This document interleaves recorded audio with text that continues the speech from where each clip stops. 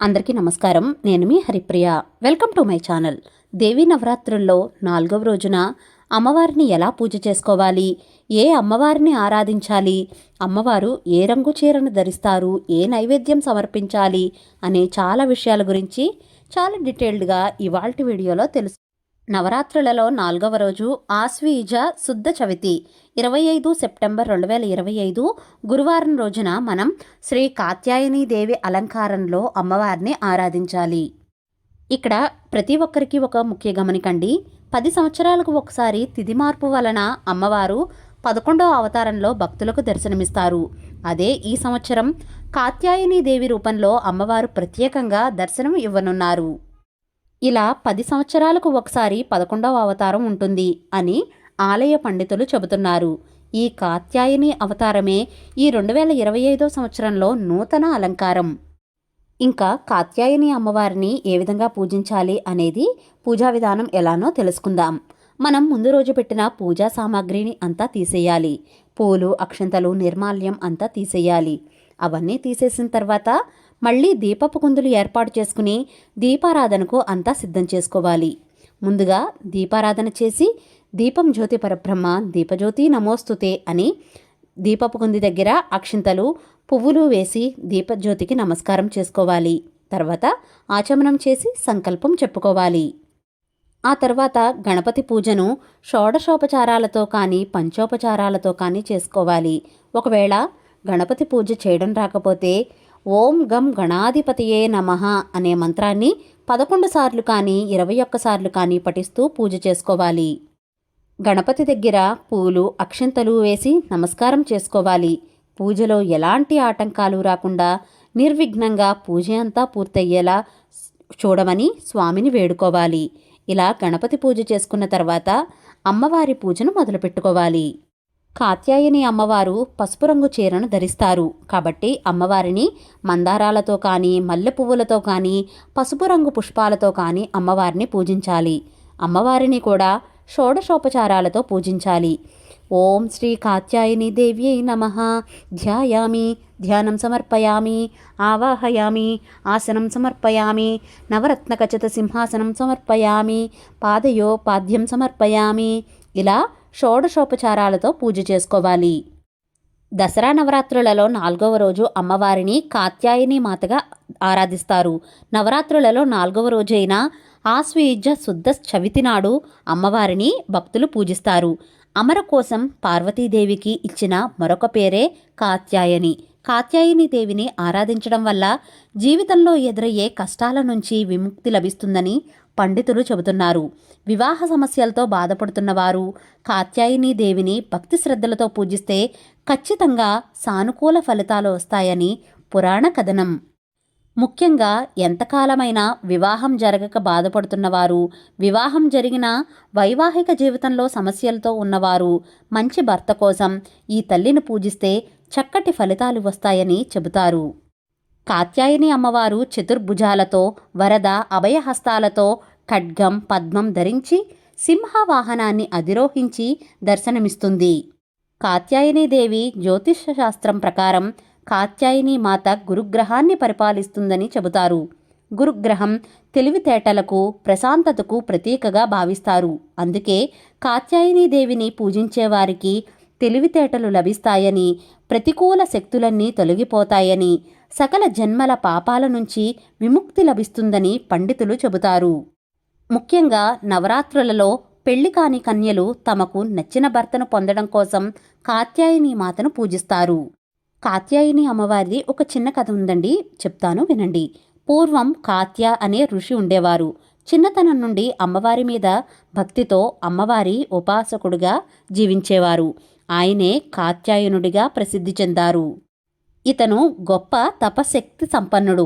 ఇతను దేవీ భక్తుడు కావడం చేత దేవినే పుత్రికగా పొందాలని గొప్ప తపస్సు చేశారు.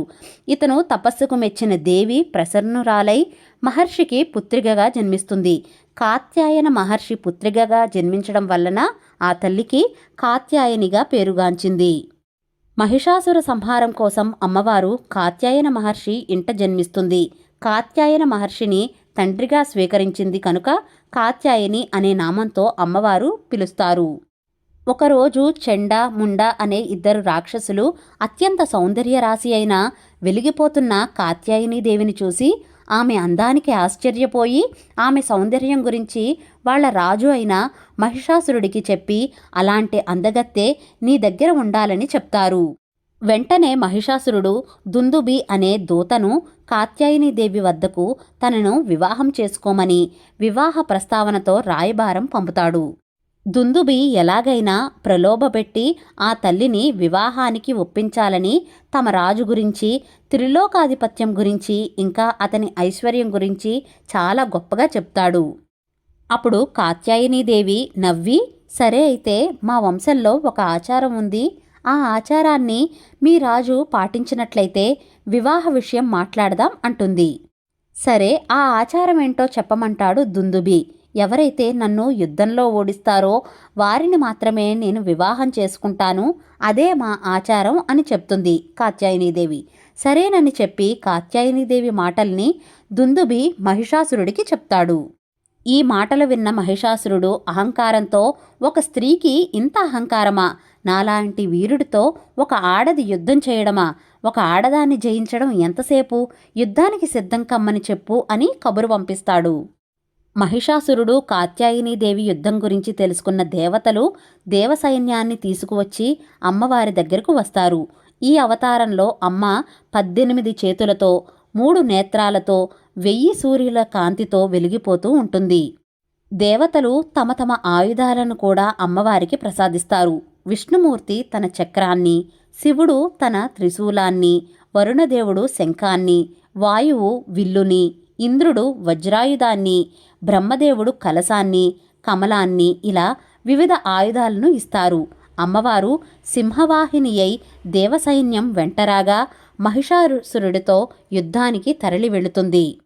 మొదట దుందుబి, తర్వాత చెండ ముండ శుంభ నిశుంభలను వధించగా ఇక మహిషాసురుడే యుద్ధానికి వస్తాడు. మహిషాసురుడు మహిషిగా, అసురుడిగా రూపాలను మారుస్తూ అమ్మవారితో యుద్ధం చేస్తాడు. మహిషిగా మారినప్పుడు అమ్మ వాడి పృష్ఠభాగం అధిరోహించి త్రిశూలంతో పొడిచి కత్తితో తల నరికివేస్తుంది. మహిషాసురుణ్ణి వధించింది కనుక అమ్మవారిని మహిషాసుర మర్దని అనే నామంతో కూడా పూజిస్తారు. అమ్మవారు విజయానికి ప్రతీకగా దుర్గా పూజ చేస్తుంటారు. ఇక ద్వాపర యుగంలో గోకులంలోని గోపికలంతా కృష్ణుణ్ణి భర్తగా పొందడం కోసం కాత్యాయనీదేవి వ్రతం చేస్తారు. పెళ్లి కాని కన్యలు మార్గశిర మాసంలో వ్రత నియమాలను అనుసరించి కాత్యాయని వ్రతం చేసుకుంటే మంచి భర్త లభిస్తాడని ప్రతీతి.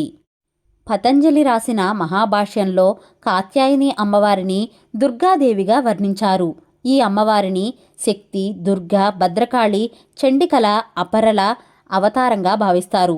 ఈ తల్లికి ఈ రోజున నైవేద్యంగా పాయసం, వడపప్పు, పానకం సమర్పిస్తారు.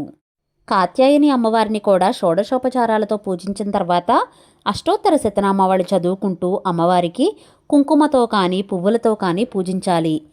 తర్వాత ధూపం దీపం చూపించి నైవేద్యంగా అమ్మవారికి రవ్వ కేసరిని కానీ పాయసాన్నాన్ని కానీ నివేదన చేయాలి. తర్వాత అమ్మవారి పాటలు చక్కగా పాడుకుంటూ కర్పూర హారతిని కూడా ఇవ్వాలి. 2 పువ్వులు అక్షింతలు వేసి మంత్రపుష్పం చెప్పుకుని ఆత్మ ప్రదక్షిణ కూడా చేసి దండం పెట్టుకోవాలి. ఇక్కడితో పూజ పూర్తవుతుంది. ఈ విధంగా కాత్యాయని అమ్మవారిని పూజించాలి. కాత్యాయని వ్రతాన్ని కూడా ప్రతి మంగళవారం ప్రొద్దున్న అంతా ఉపవాసం ఉండి సాయంకాలం పూట పూజ చేస్తారు. పెళ్లి కాని వాళ్ళు, కుజదోషం ఉన్నవాళ్ళు, 2వ పెళ్లి కావడం కోసం చూసేవాళ్ళు ఈ వ్రతాన్ని చేస్తే ఖచ్చితంగా అనుకున్న వరునితో వివాహం అవుతుంది. మన ఛానల్లో ఆల్రెడీ కాత్యాయని వ్రతం వీడియో అయితే చేసి పెట్టానండి. ఆ వీడియో లింక్ డిస్క్రిప్షన్లో ఉంటుంది. మీకు ఇంట్రెస్ట్ ఉంటే కనుక క్లిక్ చేసి చూడండి. అంతేనండి, ఈ దసరా శరన్నవరాత్రులలో 4వ రోజున కాత్యాయని పూజను ఏ విధంగా చేసుకోవాలి అనే పూర్తి వివరాలను చెప్పాను కదా. ఇవాల్టి వీడియో మీకు నచ్చిందా? నచ్చినట్లయితే please like, share, subscribe to my channel. మరో సరికొత్త వీడియోతో మళ్ళీ కలుస్తాను. నేను మీ Haripriya. Thank you for watching.